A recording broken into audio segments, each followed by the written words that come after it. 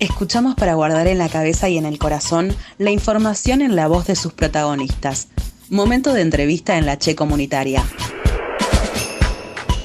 La información en la voz de sus protagonistas. FUNAM es una ONG, la fundamos al comienzo de la democracia. Estamos en el año 82, o sea, en el mismo momento en que terminaban los años de plomo y empezaba ya la vida sin todas esas cosas terribles que venían pasando. Allí se creó FUNAM.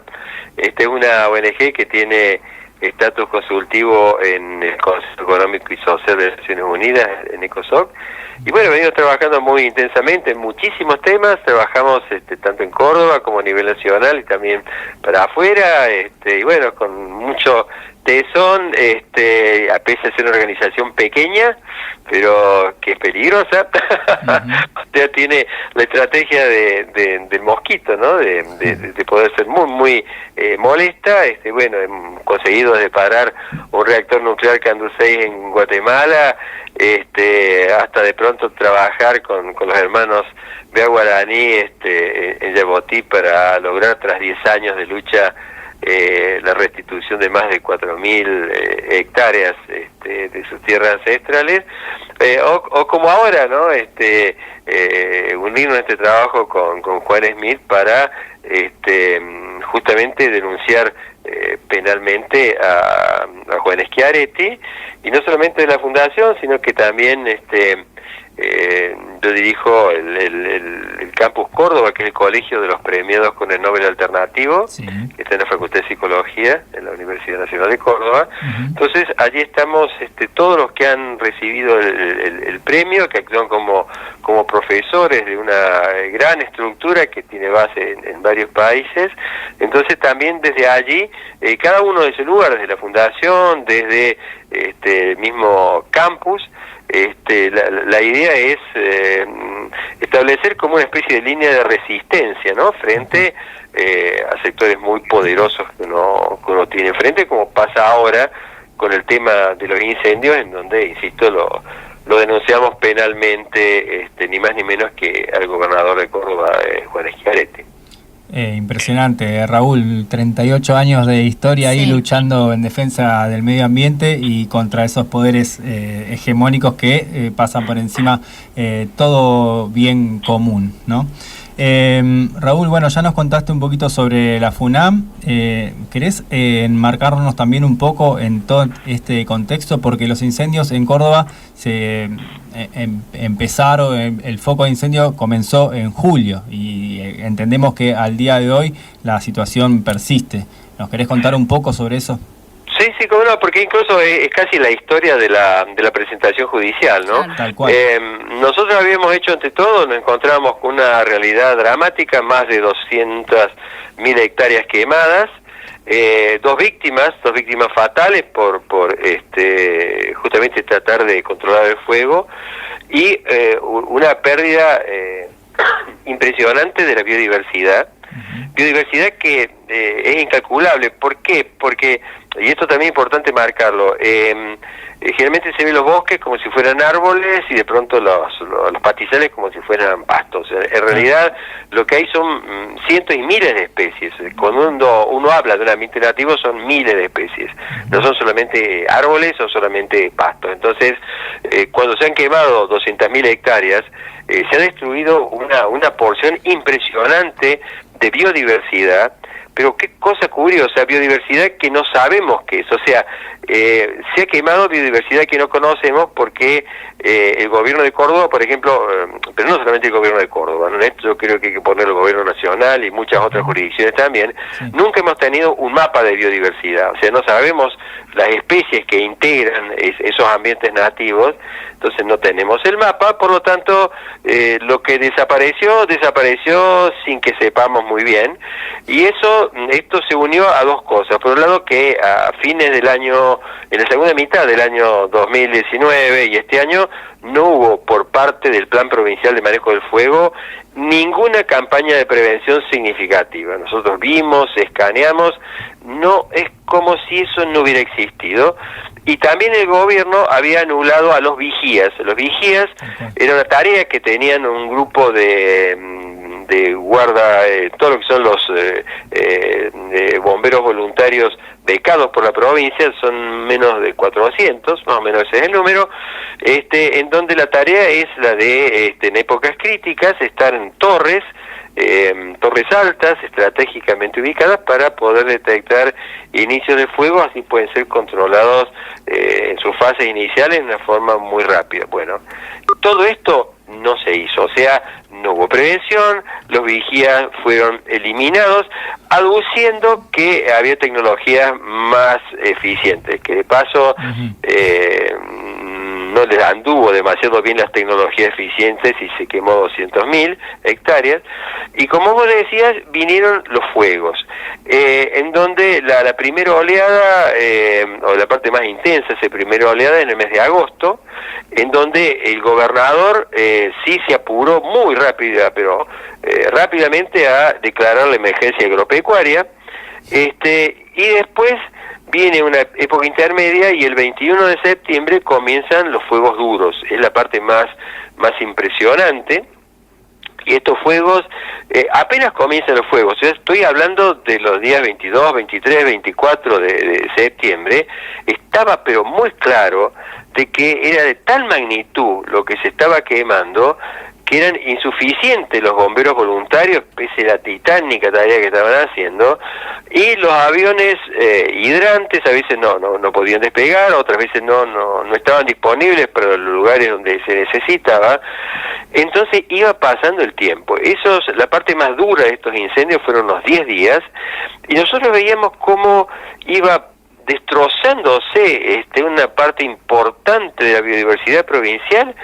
Y resulta que nosotros somos miembros, como todas las provincias, del Sistema Nacional de Manejo del Fuego. Es decir, uno puede pedir auxilio, es decir, vengan a ayudarnos porque estamos desbordados.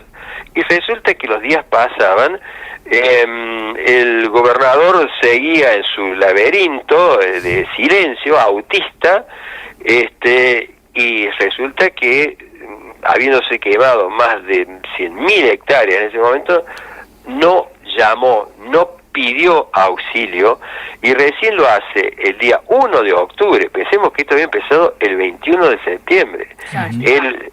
Pensemos todo ese tiempo, el 1 de octubre declara la emergencia amarilla, y el día siguiente es una cosa muy curiosa, ¿no? De no haber actuado nada, a cambiar de nivel de emergencia, pasa a emergencia roja el 2 de octubre, y la historia ahí termina con un primer contingente de 64 brigadistas que pone la nación.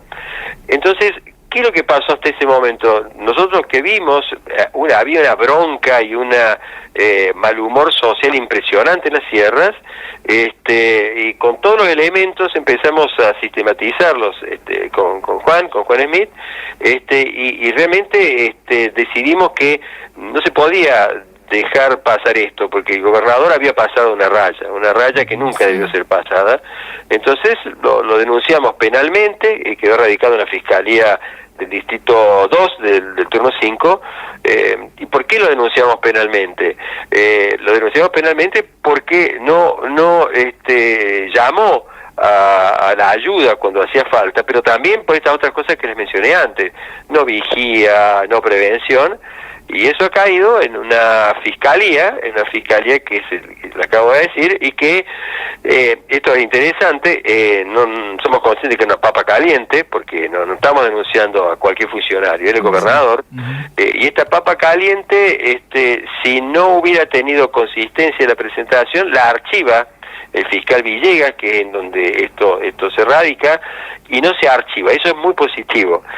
Lo que no está positivo es que, no se archiva, entonces se lo manda a la Fiscalía General de la provincia, donde no hay fiscal general ahora, hay 2 personas que están por debajo de ese cargo, y allí es donde está en este momento. O sea, estamos a la expectativa de qué es lo que va a pasar en un lugar en donde yo me imagino, la consigna general es que hay que sacar, hay que archivar, eliminar esta denuncia penal, porque no puede seguir el gobernador de Córdoba siendo denunciado penalmente. ¿Y dónde estamos ahora, no?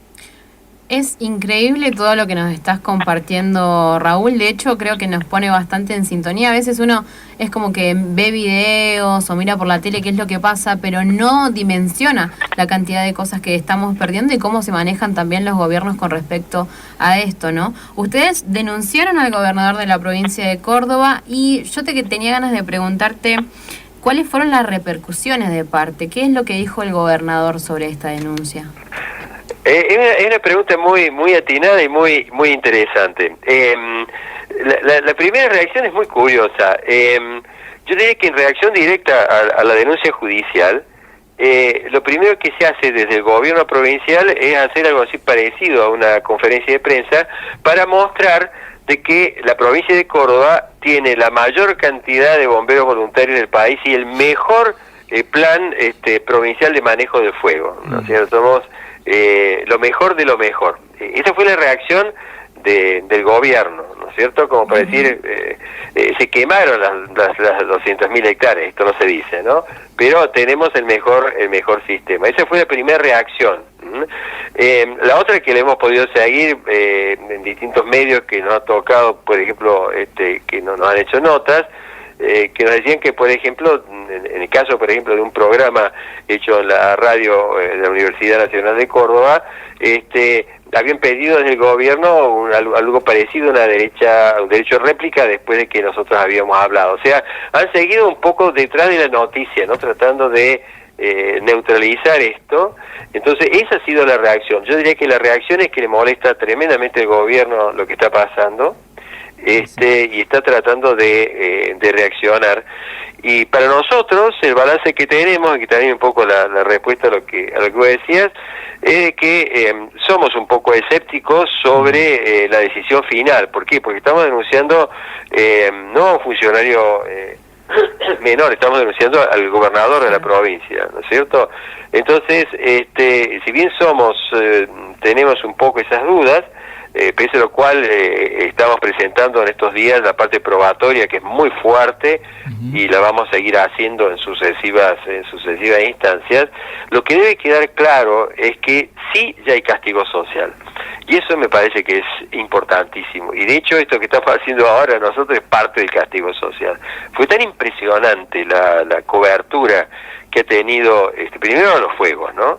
Eso salió fuera del país, pero que ha tenido la propia denuncia penal, en donde hay un gobernador denunciado, que eso ya forma parte del castigo social. O sea, hay mensajes que algunos son muy conmovedores, ¿no es cierto?, en donde las personas dicen, bueno, por lo menos el nombre del gobernador Juan Schiaretti figura no inaugurando algo o mostrando de pronto los fondos que le ha dado por buenas prácticas agrícolas a miembros de la mesa de enlace, sino que aparece como denunciado por no haber llamado, por no haber pedido auxilio, porque de haberlo pedido, seguramente hubiera habido quemas muy importantes, pero seguramente también se hubiera quemado menos. Entonces yo creo que esta denuncia termina siendo también una forma de condena social que se va multiplicando más allá de la acción judicial en sí, que obviamente para nosotros es muy solvente, ¿no? Raúl, ¿y cuál era la excusa o lo que manifestaba el gobierno a la hora de no pedir esta ayuda, esta asistencia a diferentes organismos o instituciones, no sé? El propio gobierno está, y de hecho los está presentando en forma insistente, es que en realidad no hacía falta. La primera es esa, no hacía falta porque tenemos el mejor sistema del país para poder controlar fuego. Esa fue la primera reacción.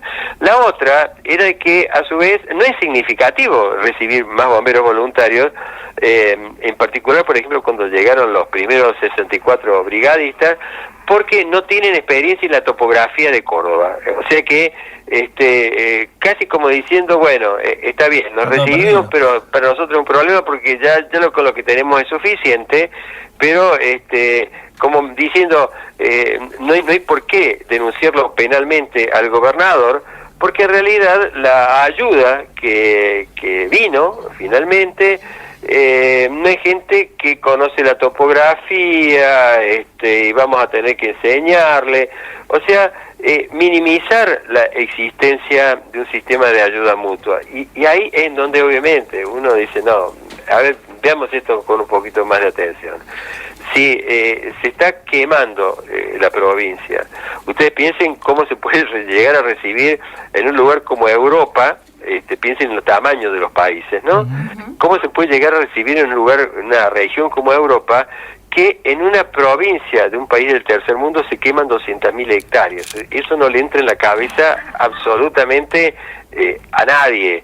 Bueno, en el caso nuestro, en el caso de acá, cuando se crea esta figura que uno pueda pedir auxilio, es bueno pedir auxilio, y es bueno, y siempre va a ayudar, porque los bomberos voluntarios son seres humanos, o sea, se cansan, se agotan. Sí, totalmente. Y después yo no puedo formar, es lo mismo que pasa con el caso del virus SARS-CoV-2 y la enfermedad, la COVID-19. Nuestro principal problema de pronto no son los respiradores o es la tecnología en una cama crítica, es quienes van a operar esa tecnología. O sea, yo puedo comprar respiradores, pero yo no puedo formar a un intensivista que me demanda 5 años como mínimo, más la experiencia. Bueno, como bomberos voluntarios es lo mismo. Yo no puedo, en pleno incendio, abrir una escuela de bomberos voluntarios y formarlos. Eso es imposible. Entonces, por eso el sentido de pedir auxilio. Ahora me parece realmente de mal gusto y de una mediocridad increíble que habilitan este pedido de bomberos voluntarios y hacer estas declaraciones de que en realidad no están familiarizados con el terreno, no conocen la topografía. Yo creo que el tema de la solidaridad para el caso de los fuegos es importantísimo, y esto de minimizarlo me parece que es realmente de cuarta, ¿no? De cuarto de quinta. Sí, totalmente, Raúl. Yo te quería preguntar, hoy a la mañana me crucé con una nota que dice que hay una persona, o quizás pueden haber muchas, pero me gustaría que vos nos cuentes cómo es la situación ahora, pero que había una persona detenida por los incendios generados, digamos. ¿Cómo es la situación? Primero el tema del fuego. Tengamos en cuenta que en el caso de buena parte de la región chaqueña de nuestro país, en buena parte de los bosques secos, la mayor parte de los incendios son generados, son intencionales. Una partecita es parte accidental, es alguien que se le fue de mano algo y que no pretendía hacer un incendio, pero la mayor parte son incendios provocados. Acá en Córdoba, como los que han pasado, por ejemplo, en la zona del delta del Paraná. Y siempre tenemos que hacer esto, incendios provocados, ¿por qué? ¿Y quiénes? Y bueno, en los incendios hay dos instancias, y lo mismo nos pasa en misiones que hemos tenido con colegas que han sido amenazados de muerte, por ejemplo, en el caso del MST en Brasil.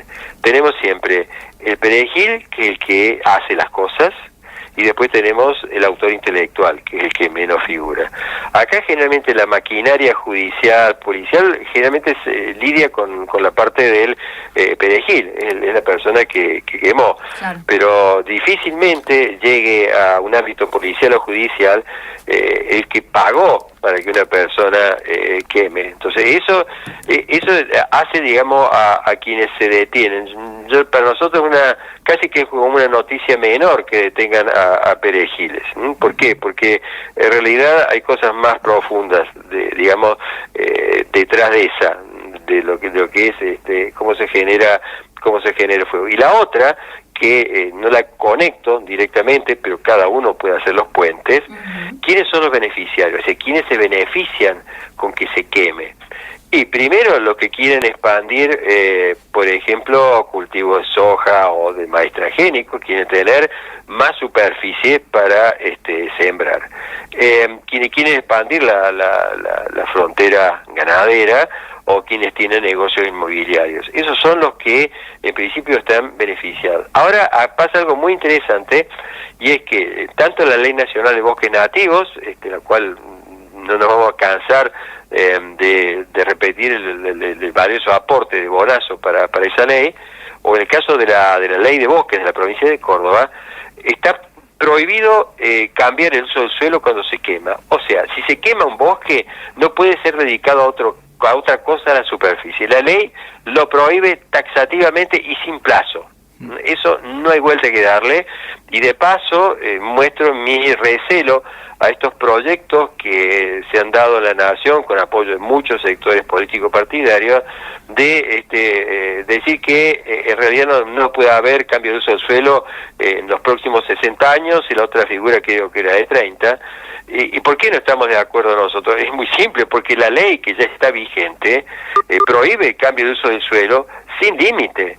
En cambio, estos proyectos que están dando vuelta y que mucha gente ve con mucha simpatía, en realidad está legitimando el cambio de uso del suelo, porque dice, bueno, miren, ustedes por 60 años no van a poder hacer su emprendimiento inmobiliario o sembrar soja, pero después de 60 años sí. Entonces legitima una cosa que nos parece peligrosísima, ¿no? Entonces nosotros lo que vemos en este momento es esto, es decir, la ley prohíbe, y por lo tanto la ley tiene que cumplirse. Ahora, ¿cuál es el sentido de quemar si está prohibido? Es muy simple, porque una vez que se quemó, pasan 1 año, 2 años, 3 años, 4 años.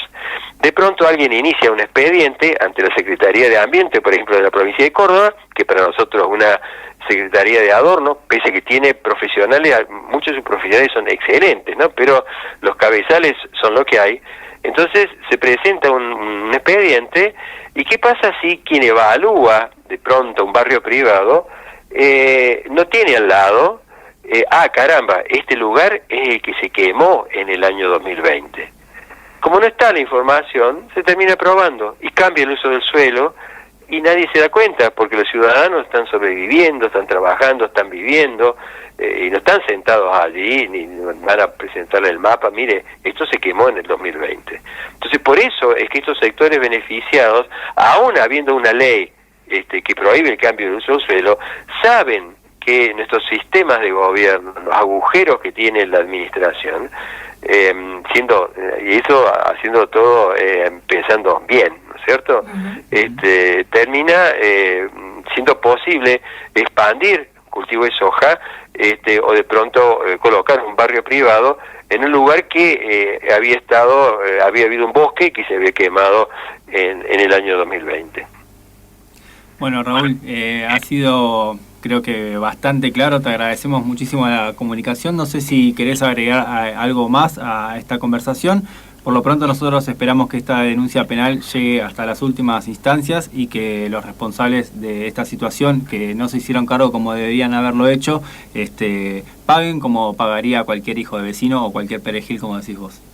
Mira, ojalá, y sí quería agregar algo más, porque generalmente el gobernador Juan Schiaretti tiene una tendencia a lo que yo llamaría la fruta en la punta del helado, es que después de las quemas presenta un gigantesco programa de reforestación. Entonces se le da la falsa imagen a la sociedad que, bueno, es dramático, se quemaron 200.000 hectáreas, pero San Juan, San Schiaretti llega al auxilio de esta provincia quemada, entonces vamos a plantar árboles. Entonces se da la falsa imagen de que está bien, se quemó, pero el gobernador logra recomponer lo que se quemó, y da la impresión como que ya estamos bien, porque lo que se quemó ahora ya está plantado y va a crecer. No.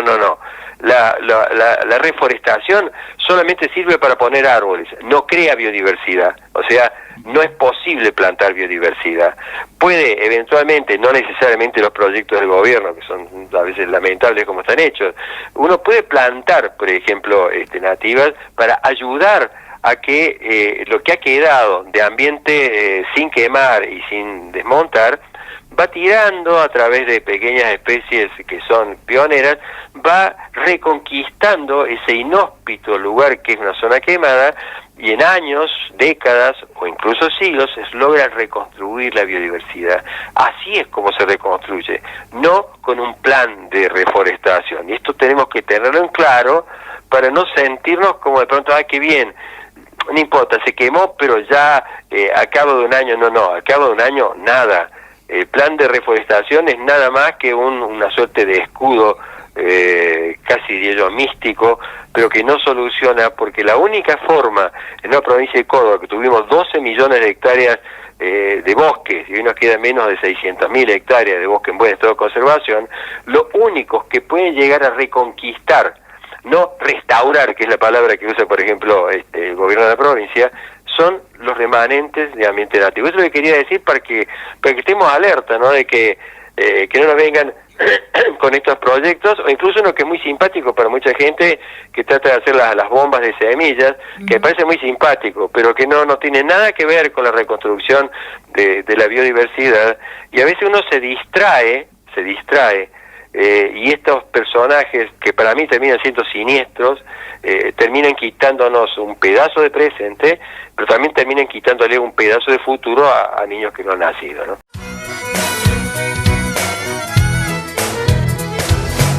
Distintas voces, diversas miradas. Hacemos comunicación popular y alternativa.